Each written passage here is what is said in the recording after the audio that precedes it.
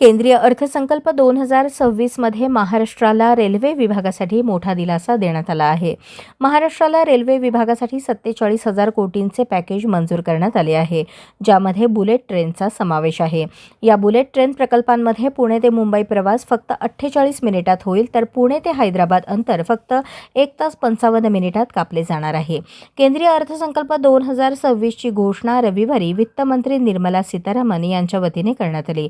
या पॅकेजमुळे महाराष्ट्राच्या रेल्वे नेटवर्क्सला गती मिळणार असून प्रवाशांना जलद, आरामदायक आणि आधुनिक प्रवासाची सुविधा उपलब्ध होईल. रेल्वे तज्ज्ञांच्या मते या बुलेट ट्रेन प्रकल्पामुळे राज्यातील आर्थिक, औद्योगिक आणि पर्यटन क्षेत्रालाही मोठा लाभ होईल. त्यांचं फिजिकल फील्ड वर्कच चालू आहे. आता तुम्ही बघत असाल असेल फील्ड वर्क त्यांचं चालू आहे असेल. डिसेंबर 26 पर्यंत त्यांनी दिलेली डेडलाईन आहे असेल. आता ते दोघे साईडनं बांधायचे. लास्ट टाइमला जेव्हा ब्लॉक लागेल तेव्हा ते रेल्वेला अप्रोच होतील असेल.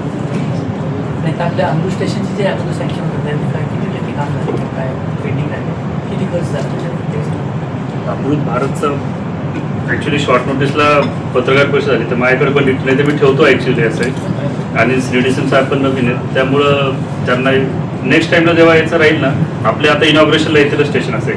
आपले 11 स्टेशन आहेत आणि 12वं अक्कलकोट स्टेशन आहे, ज्याचं उद्घाटन बाकी आहेत फॉर्मली असं आहे. तर त्याच्यातले आपले सोलापूरचे स्टेशन पुढच्या 3-4 महिन्यात राहील स्टेशन असेल उद्घाटनमध्ये. त्यावेळेस सर्व मीडिया, पब्लिक रिप्रेझेंटेटिव्ह सर्व त्याला इन्व्हायटेड राहतील असेल.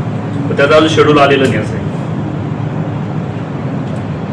आपली ही आणि बडोदावरून आपली पाकणी पद्धती पाईपलाईन आलेली असेल आणि इथनं पाकणीवरनं आपण मग ह्या जे पूर्ण सर्किट बनवलं आहे पेट्रोलियम मिनिस्ट्रीनं, तर त्याचं आपण तिथनं कलबुर्गीला पाठवतो. कलबुर्गीचं हिरानंदूर म्हणून डेपो आहे.